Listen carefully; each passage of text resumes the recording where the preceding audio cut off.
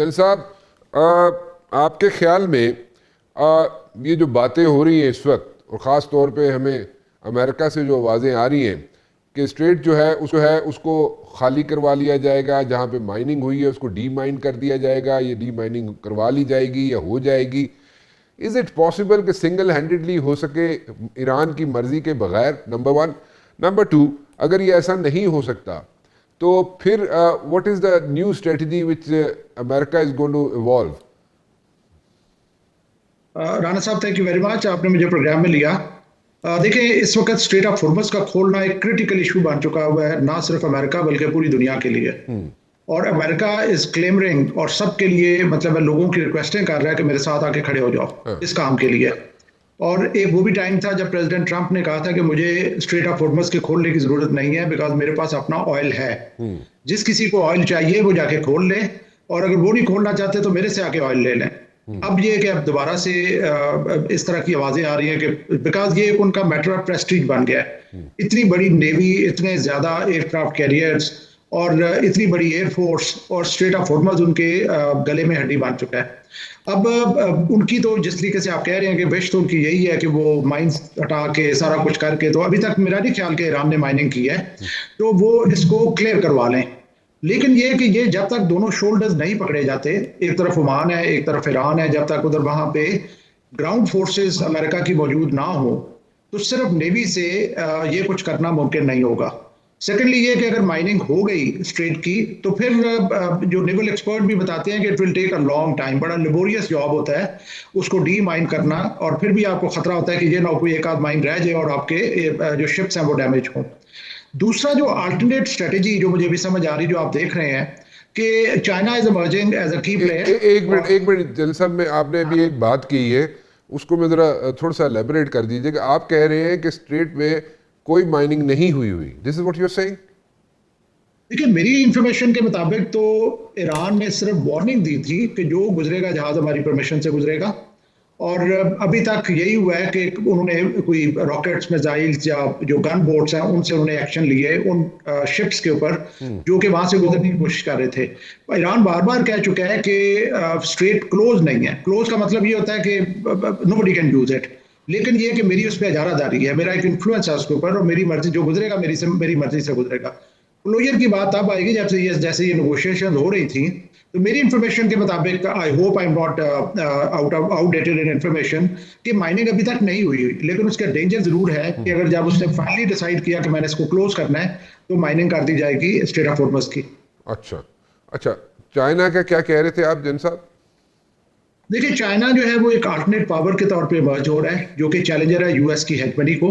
और behind the scene सबको पता है कि चाइना जो है वो काम कर रहा है, और यहाँ तक कि प्रेसिडेंट ट्रंप ने एडमिट किया था कि चाइना ने की रोल प्ले किया है ईरान को कन्विंस करने में। अब चाइना से कुछ डिमांड्स होंगी अमेरिका की कि जी आप मजीद डिलीवर करें और ईरान को फोर्स करें कि वो खोले। सो अगर अमेरिका ये फील कर रहा है कि China is at the back of Iran, जो कि ईरान को स्ट्रेंथ दे रहा है वेरियस एक्शंस के लिए, तो उसके लिए फिर अमेरिका हो सकता है कोई ऐसी स्ट्रेटेजी लाए जिसमें चाइना को पिंच हो, और वो ये कहे कि जी ओके, अगर आप यहाँ पे मेरी मदद नहीं कर रहे तो दूसरी तरफ मैं आपकी मदद नहीं करूंगा। फॉर एग्जांपल, आज मैंने एक वीडियो देखी जिसमें कि सिंगापुर के जो प्राइम मिनिस्टर हैं वो अपना पॉइंट ऑफ व्यू दे रहे हैं कि इन वाटर बॉडीज में जो फ्री नेवल ट्रैफिक है वो हर किसी की चॉइस नहीं बल्कि प्रेरोगेटिव नहीं है, बल्कि चॉइस, मतलब दे कैन मूव फ्रीली। तो मैं जो है वो ईरान के साथ नेगोशिएट नहीं करना चाहूंगा कि वो मुझे स्ट्रेट ऑफ हॉर्मुज़ से गुजरने दे। अगर वहां पे 38 किलोमीटर की स्पेस है, ओपन स्पेस या विड्थ है उसकी, तो स्ट्रेट ऑफ मलाका में जो नैरोस्ट प्लेस है वो 2 किलोमीटर वाइड है। तो उस सूरत में चाइना को पिंच होगा, चाइना हर्ट होगा। तो ये वो जो ग्लोबल चेस बोर्ड है उसके ऊपर मूव्स एंड काउंटर मूव्स हैं जो हम देख रहे हैं। लेकिन मैं समझता हूँ कि इस वक्त तनहा अमेरिका के लिए खुद at is own strait of Hormuz को खलवाना मुश्किल होगा।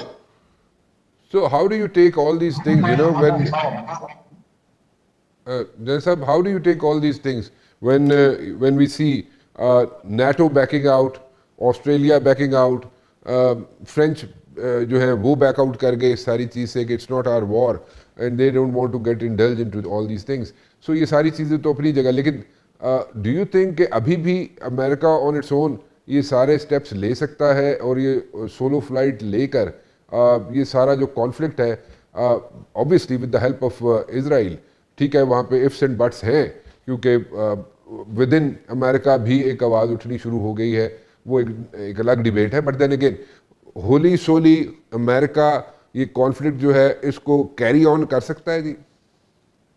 देखिए राणा साहब, मैं पिछले दिनों पढ़ रहा था, रे डैलियो, आपने शायद सुना हो, is the prominent scholar of Canada. उनका एक आर्टिकल आया कि प्रोबेबली जो भी एम्पायर जब उसका डाउनफॉल होता है तो उसका पैटर्न बहुत डिसर्नेबल होता है। उन्होंने बुक लिखी हुई है इसी सब्जेक्ट के ऊपर। तो उन्होंने रेफर किया 1956, जबकि स्वेज कैनाल को इजिप्शियन गवर्नमेंट ने नेशनलाइज किया। Britain was the super power, और वहां पे ब्रिटेन ने इसी तरीके से इजिप्शियन गवर्नमेंट को कहा कि इसको ओपन करो वरना मैं तुम्हारा तहस नहस कर दूंगा। इजिप्ट ने नहीं ओपन किया, और इसी तरीके से जो एलाइज थे जिनसे ब्रिटेन एक सपोर्ट एक्सपेक्ट कर रहा था कि वो मेरे साथ खड़े होंगे इस इशू के ऊपर, उन्होंने बैक ऑफ करना शुरू कर दिया, लाइक यूएस एंड जो है वो Soviet Union at that time. इन्होंने बैक ऑफ करना शुरू कर दिया, they were not standing with the Britain, और रिजल्ट ये हुआ कि ब्रिटेन की डाउनफॉल शुरू हो गई। पाउंड जो है उसकी वैल्यू गिरना शुरू हो गई, और it initiated the process of downfall of the Britain. आप देखिए उसी तरह का पैटर्न अभी भी नजर आ रहा है।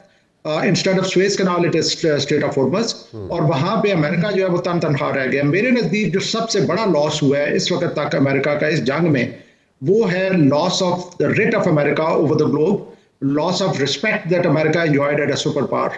आप देखेंगे over period of time from 1991 till today, अगर 91 में पूरी दुनिया उसके साथ खड़ी थी, 2003 में आधी दुनिया उसके साथ खड़ी थी, 2017 में एलाइज के अलावा कोई भी नहीं खड़ा था, और 2026 में इवन एलाइज उसके साथ खड़े नहीं है। तो ये मेरे नजदीक उसका सबसे बड़ा लॉस है। अब जो यूरोपियन यूनियन है, जाहिर है उनकी अपनी कंसिडरेशन होगी। एक तरफ उनको ग्रीनलैंड की थ्रेट दी जा रही है। प्रेसिडेंट ट्रंप कोशिश करेंगे कि वो रैली करें support in the middle east, और मिडिल ईस्ट में आपने देखा है कि रिसेंटली बहुत चेंजेस आई हैं। यूएई का स्टांस चेंज हुआ है, फिर उसके बाद सऊदी अरेबिया जो है उसका स्टांस चेंज हुआ है। तो हो सकता है कि प्रेसिडेंट ट्रंप कोशिश करें कि ये ममालिक उसके साथ मिलके उसे सपोर्ट करें और स्ट्रेट ऑफ हॉर्मज को खुलवाने की कोशिश करें।